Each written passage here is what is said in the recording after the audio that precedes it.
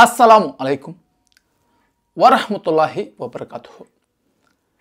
మనం వీడియో అనేది తీసి చాలా రోజులైంది. ఎందుకంటే ఇంతకుముందు మనం ఒక అవుట్డోర్లో తీస్తూ ఉండేవాళ్ళం బయటికి వెళ్ళి. అయితే అక్కడ వీడియోలు తీస్తూ ఉంటే కొంచెం ఇబ్బంది అనేది కలిగేది. ఎవరెవరో వస్తూ ఉండేవాళ్ళు, మనల్ని డిస్టర్బ్ చేసేటటువంటి వాళ్ళు. అయితే ఇదంతా దేనికని చెప్పి మనకి ఇంతకుముందు ఉండేటటువంటి పాత స్టూడియో అనేది కొంచెం బాగాలేదు, చెడిపోయింది. ఇందుకోసం ఏంటంటే మళ్ళీ కొత్త స్టూడియో అనేది ఈ విధంగా ఇప్పుడు మీరు చూస్తున్నారు కదా, ఈ విధంగా ఏర్పాటు చేసేదానికి కొంచెం లేట్ అయింది. కొంచెం వస్తువులన్నీ కూడా చెడిపోయి మళ్ళీ కొన్ని కొత్త వస్తువులు తీసుకొని రావడం, మొత్తం సెటప్ అనేది చేసుకోవడం. ఎందుకంటే కొంచెం డబ్బుతో కూడుకునింది కాబట్టి కొంచెం లేట్ అనేది అయింది. నేను మామూలుగా ఫోన్లు చేసి నాకు ఇది కావాలి, మీకు ఇది కావాలని ఒకరిని ఇబ్బంది పెట్టి డబ్బులు అడిగేటటువంటి మనస్తత్వం కాదు. ఎందుకంటే ఒకరిని ఫోన్ చేసి డబ్బులు అడగాలంటే మన మనసు అనేది రాదనమాట. మొహమాటం అనేది అడ్డం వస్తుంది. మీరేదైనా ఇంకా నేను ఫోన్పే నెంబర్ ఇచ్చినప్పుడు ఆన్లైన్లో వీడియోలు తీసినప్పుడు చేస్తే దాంట్లోనే ఇటువంటి వాటికి నేను కొంచెం అడ్జస్ట్ చేసుకుంటూ కొంచెం డబ్బులు నా చేతిలో ఉండేటటువంటి డబ్బులు వేసుకొని ఇటువంటి మంచి పనులు అనేది నేను చేస్తూ ఉంటాను అన్నమాట. అందుకోసం చాలామంది చాలా ప్రశ్నలు అడిగినా ఈ మధ్య కొంచెం వీడియోలు తీయలేకపోయాను.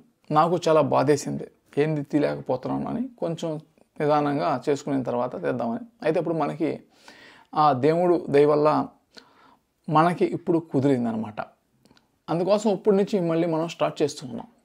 అయితే ఈ మధ్య మనకి ఈ సిగ్నేచర్ స్టూడియోస్ అనేటటువంటి ఒక స్టూడియోస్లో సిరాజుర్ రెహమాన్ గారు మరియు ఇంకొక వ్యక్తి మహీందర్ అనేటటువంటి ఒక వ్యక్తుల మధ్య కొంచెం వాగ్వాదాలు జరిగాయి. దాని మీద మనం స్పందించుదాం అనుకున్నప్పుడు కొంచెం చెప్పాను కదా, ఈ ప్రాబ్లమ్స్ వల్ల మనం స్పందించలేకపోయామన్నమాట. దాని మీద చాలామంది మనల్ని ప్రశ్నలు అడిగారు. ఏమిటంటే ఇప్పుడు దాంట్లో మహీందర్ గారు ఒక క్వశ్చన్ వేస్తారు. సిరాజ్ రెహమాన్ గారు, మీరు మతాన్ని ఎందుకు మారుస్తున్నారు? అంటే ఒక హిందూ వ్యక్తి ఉన్నాడు, హిందూ వ్యక్తిని ముస్లిం వ్యక్తిగా ఎందుకు మారుస్తూ ఉన్నారు? ఒక క్రిస్టియన్ వ్యక్తి ఉన్నాడు, ఈ క్రిస్టియన్ వ్యక్తిని ముస్లిం వ్యక్తిగా మీరు ఎందుకు మారుస్తూ ఉన్నారు? మతాన్ని ఎందుకు మారుస్తున్నారు అనేది అతను అడిగినటువంటి ప్రశ్న. అయితే నేను కూడా చాలా దగ్గరలో చూశాను. అంటే అన్ని దగ్గరలో కాదు, కొన్ని దగ్గరలో ఏం చెప్తారంటే, ఇప్పుడు ఇస్లాంలోకి రాగానే ఇస్లాంలోకి మారినట్టుగా ఒక సర్టిఫికేట్ అనేది ఇస్తారు. కొందరు హిందువులు పేరు పెట్టుకుంటే ముస్లిం పేర్లుగా పేరు మార్చుకుంటారు.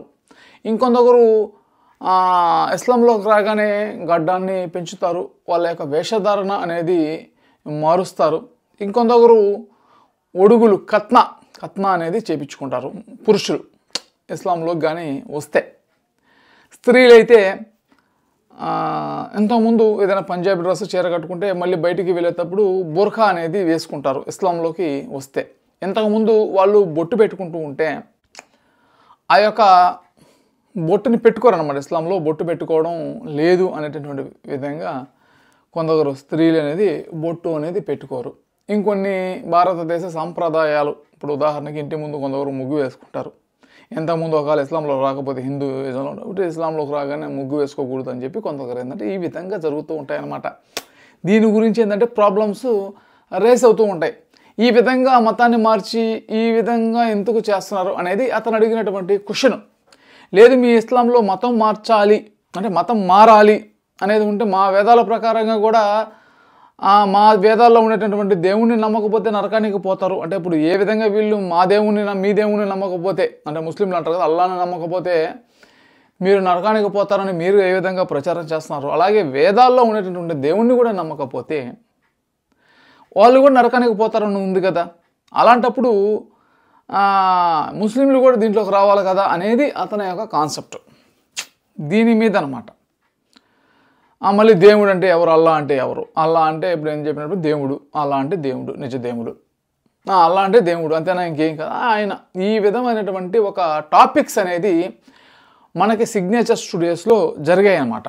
అయితే దీనికి సంబంధించి మనల్ని చాలామంది ప్రశ్నలు అడిగారు. ఏందండి ఇది, అసలు ఏంది తలకాయ పంత, మాకేంది, ఏంది అసలు ఇది ఏంది అని.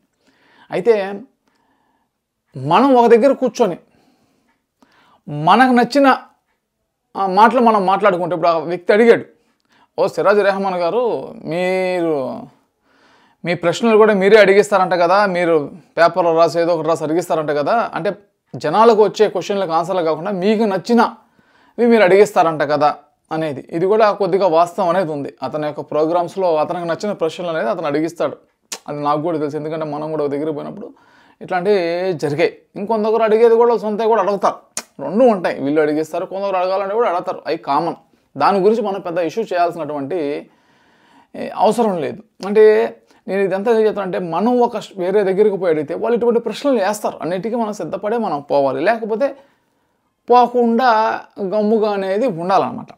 అది కాకపోతే ఇప్పుడు మనకి వచ్చినటువంటిది ఏంటంటే, అసలు అతను అడిగాడు కదా, ఆ క్వశ్చన్స్ అన్నీ అడిగాడు కదా, దానికి సమాధానం ఏమిటి అనేది మన సబ్స్క్రైబర్స్ కోసం మనమైనా చెప్పుకుంటే బాగుంటుంది. దానికోసం ఏంటంటే ఈరోజు దాని గురించి నేను చెప్తాను.